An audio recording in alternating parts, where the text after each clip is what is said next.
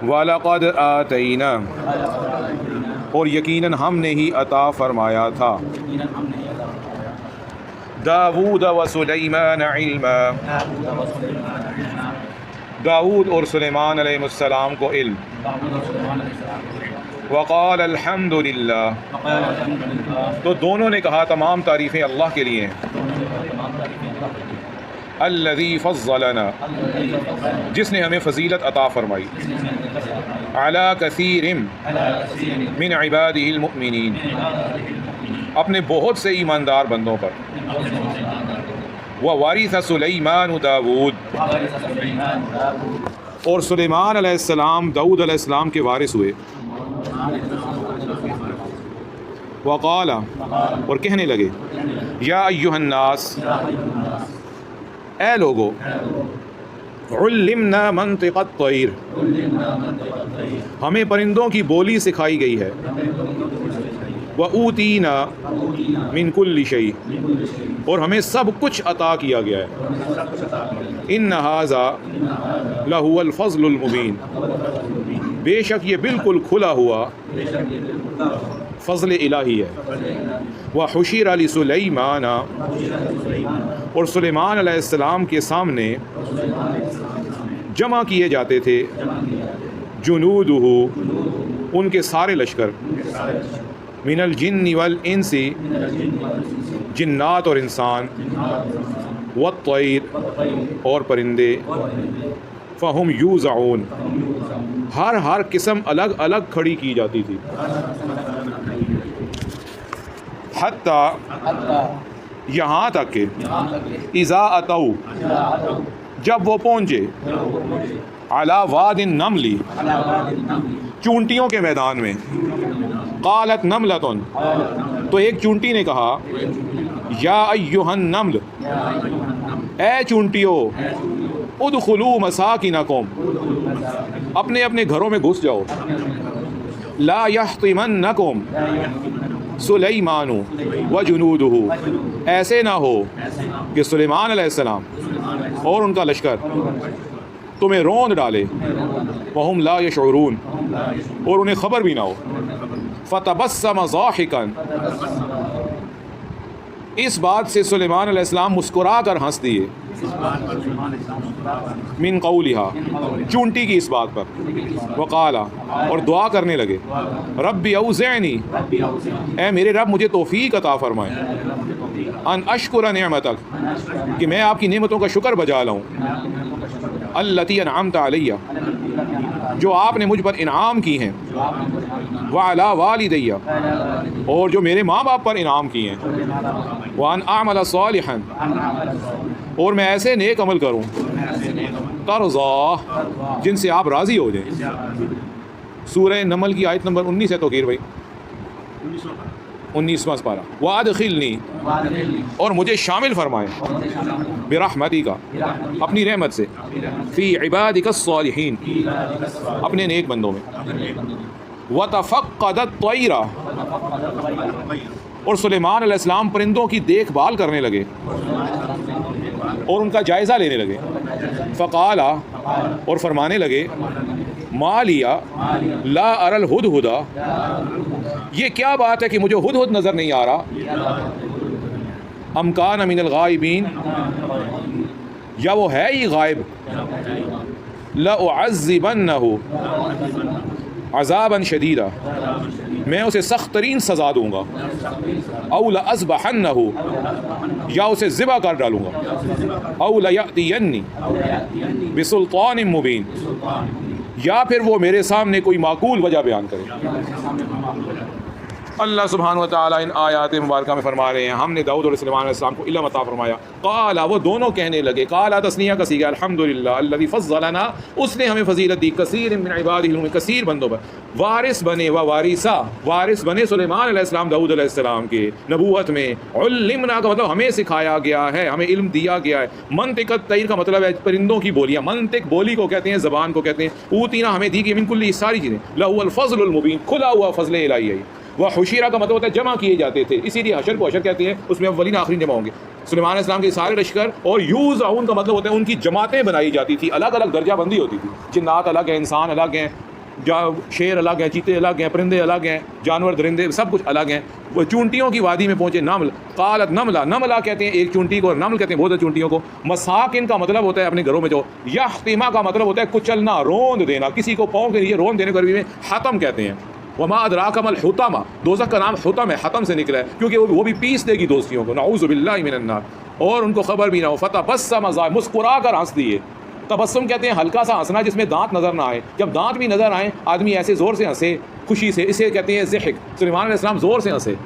چونٹی کی بات جب ان کے کان میں پڑی۔ اوزعنی کا مطلب ہوتا ہے آپ مجھے توفیق عطا فرمائے، میں شکر کروں اور مجھے اپنے نیک بندوں میں تفقدت، تفقد کا مطلب ہوتا ہے کلاس کی حاضری لینا، جانچ پڑتال کرنا، آج کون بندہ آیا کون نہیں آیا، اس جائزہ لینے کو عربی میں تفقد کہتے ہیں۔ طیر کا مطلب ہوتا ہے پرندہ۔ ما لیا، مجھے کیا ہو گیا ہے، مجھے کیا ہے کہ مجھے نظر نہیں آ رہا، یہ عربی کا ایک انداز ہے،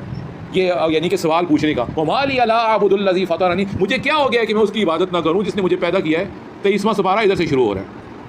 یا وہ غائب ہے، میں اس کو ضرور عذاب دوں گا سخت، یا ذبح کر دوں گا، یا میرے پاس سلطان مبین کوئی معقول وجہ لے کر آئے۔ ان آیات میں اللہ تعالیٰ ان نعمتوں کی خبر دے رہے ہیں جو اللہ تعالیٰ نے اپنے بندے اور نبی سلیمان علیہ السلام داؤد علیہ السلام پر فرمائی تھی کہ کس طرح دونوں جہان کی دولت سے انہیں مالا مال فرمایا، ان نعمتوں کے ساتھ اپنے شکریہ کی توفیق بھی دی۔ اللہ تعالیٰ کا شکر گزار بندہ اگر کسی نے بننا ہو اور اس کے لیے دعا کرنی ہو تو وہ یہی دعا ہے، سلیمان رب اوزعنی، اے اللہ مجھے شکر کی توفیق بھی دے، آپ نے مجھ پر اتنے نعمتیں جو ہے نشاور فرمائی ہیں۔ دونوں باپ بیٹے ہر وقت اللہ کی نعمتوں پر شکر گزاری کرتے رہتے، ہر وقت اللہ تعالیٰ کی تعریفیں بیان کرتے رہتے۔ عمر بن عبدالعزیز رحمۃ اللہ علیہ نے لکھا ہے جس بندے کو اللہ تعالیٰ نے جو نعمتیں دیں اور ان پر وہ اللہ کی حمد کرے تو اس کی حمد ان نعمتوں سے بہت افضل ہے، نعمتوں کا شکر ادا ہو گیا بلکہ وہ اس سے بھی آگے چلا گیا۔ دیکھو خود اللہ تعالیٰ کی کتاب میں یہ نقطہ موجود ہے، پھر آپ نے یہی آیت لکھا کر ان دونوں پیغمبروں کو جو نعمت دی اس سے افضل نعمت اور کیا ہوگی۔ حضرت داؤد علیہ السلام کے وارث سلیمان علیہ السلام ہوئے۔ یہاں وراثت سے مراد مال نہیں ہے، اس لیے کہ نبوت کی وراثت علم ہوتا ہے، انبیاء مال چھوڑ کر نہیں جاتے۔ اگر مالی میراث مراد ہوتی تو صرف سلیمان علیہ السلام کا ہی کا نام نہ آتا، کیونکہ داؤد علیہ السلام کی 100 بیویاں تھیں،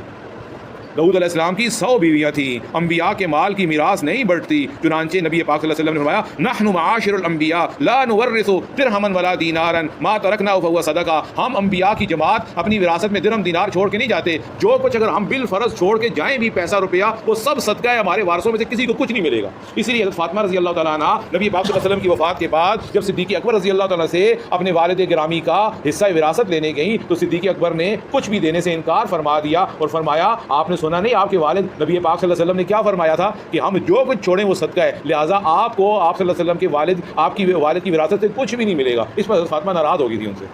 کافی عرصہ ناراضگی رہی تھی، پھر ٹھیک ہو گئی تھی بہرحال جو ہے نا، لیکن اس وقت وہ چونکہ محبت بہت زیادہ تھی تو وہ خلیفہ وہی بنے تھے تو ان سے ہی مطالبہ کرنا تھا کہ میرے ابو کی وراثت مجھے دیں۔ حضرت سلیمان علیہ السلام اللہ کی نعمتیں یاد کرتے ہیں، فرماتے ہیں یہ پورا ملک، یہ زبردست طاقت، انسان جنات پرندے سب میرے فرمانبردار ہیں، پرندوں کی زبان بھی وہ سمجھ لیتے ہیں، یہ اللہ کا خاص فضل و کرم ہے جو کسی انسان پر نہیں ہوا۔ بعض جاہلوں نے یہ کہا ہے اس وقت پرندے بھی انسانی زبان بولتے تھے، یہ انتہائی بے علمی کی بات ہے، اگر وہ بھی انسانی زبان بولتے ہوتے تو سلیمان علیہ السلام کا ان کی زبان سمجھنے میں کیا خاص بات تھی، وہ تو پھر سب ہی سمجھتے ہیں، ایسی بات بالکل بھی نہیں ہے۔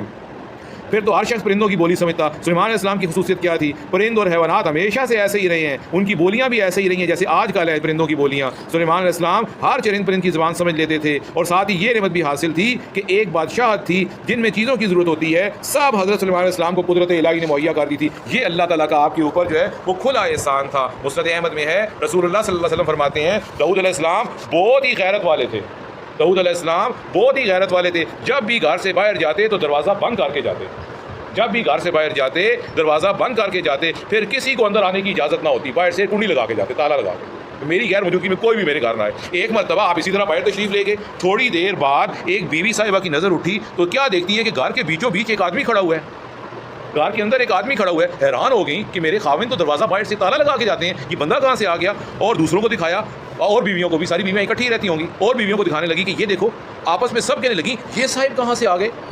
یہ صاحب کہاں سے، دروازے تو سارے بند ہیں، یہ داخل کیسے ہوئے گھر کے اندر؟ اس نے جواب دیا میں وہ ہوں جسے کوئی نہیں روک سکتا، میں وہ ہوں جسے کوئی نہیں روک سکتا، نہ کوئی دربان اور نہ کوئی دروازہ، وہ جو کسی بڑے سے بڑے کی بھی مطلقاً پرواہ نہیں کرتا، کسی بادشاہ کی بھی پرواہ نہیں کرتا۔ حضرت داؤد علیہ السلام سمجھ گئے اور فرمانے لگے مرحبا مرحبا، آ جاؤ آ جاؤ، آپ ملک الموت ہی ہیں۔ اسی وقت ملک الموت نے آپ کی روح قبض کر لی، سورج نکل آیا اور آپ پر دھوپ آ گئی، सूरज निकल आया और दाऊद अलैहिस्सलाम कहीं बाहर बगीचे में होंगे, सेन में, धूप भी आप पर आ गई, तो हज़रत सुलेमान अलैहिस्सलाम ने परिंदों को हुक्म दिया कि मेरे वालिद पर साया करो। चुनांचे बड़े बड़े परिंदे आगे पर और फड़फड़ाने लगे, दाऊद अलैहिस्सलाम पे साया हो गया, साया हो गया, और जो है ना साया हो गया। उन्होंने अपने पर खोलकर ऐसी गहरी छाँव की कि ज़मीन पर अंधेरा छा गया, ऐसी गहरी छाँव की अंधेरा छा गया। फिर हुक्म दिया एक एक करके सब अब अपने परों को समेट लो। अबू हुरैरा रज़ी अल्लाह ताला ने पूछा, या रसूलल्लाह परिंदों ने पर समेटे कैसे? परिंदों ने फ़ज़ा में पर समेटे कैसे? आपने अपना हाथ समेट कर बताया कि इस तरह सुर्ख रंग गिद्ध गालिब आ गए। हज़रत सुलेमान अलैहिस्सलाम का लश्कर जमा हुआ जिसमें इंसान जिन परिंद सब थे। आपसे करीब जब सब मुख्तलिफ चीज़ों के लश्कर जमा होते थे तो सुलेमान अलैहिस्सलाम के सबसे करीब इंसान होते थे, और इंसानों के बाद जिन्नात की साफ होती थी। फिर परिंदे, जब तक आपका दरबार लगता था, परिंदे हज़रत सुलेमान अलैहिस्सलाम के सर पे साया करते थे, हवा में मुअल्लक होके ऊपरों के साथ, यानी कि साया करते थे, गर्मियों में साया करते। सब अपने अपने मर्तबे पर कायम थी। जिस बंदे की जो जगह थी, रोज़ाना वो दरबार सुलेमान में अपनी ख़ास जगह पर खड़ा होता था। उसके अलावा किसी बंदे को अनडिसिप्लिन तौर पर खड़े होने की इजाज़त नहीं थी। जब इन लश्करों को लेकर हज़रत सुलेमान अलैहिस्सलाम चले, एक जंगल पर गुजर हुआ जहाँ चूंटियों का लश्कर था। लश्कर सुलेमान को देखकर एक चूंटी ने कहा दूसरी चूंटियों से, जाओ अपने अपने सुराखों में चली जाओ, कहीं ऐसे ना हो कि सुलेमान का लश्कर तुम्हें लौट डाले और उन्हें पता भी ना चले। हज़रत हसन रज़ी अल्लाह तआला अन्हु फरमाते हैं, उस चूंटी का नाम हिरमस था। चूंटी का नाम भी बताया है। जिस चूंटी ने ये पुकारा वो मामूली चूंटी तो नहीं होगी, अल्लाह कुरान में उसका जिक्र कर रहे हैं और उसके नाम पर सूरत का नाम रखा है। हालांकि उसमें जलील और कदर नबी सुलेमान अलैहिस्सलाम का जिक्र है, उनकी एक बेमिसाल हुकूमत का जिक्र है, लेकिन नाम सूरत का अल्लाह ने सुलेमान नहीं रखा, चूंटी के नाम पर। अल्लाह ताला की शान में नहीं सुलेमान, तो उसका नाम हिरमस था। ये बनु शाबान के कबीले से थी। इसका मतलब है कबीले भी हैं, अपने किसी कबीले में उनका घर होगा, इसलिए उसको उस कबीले की तरफ मंसूब कर दिया। और वो थी भी लंगड़ी, ये चूंटी थी भी लंगड़ी,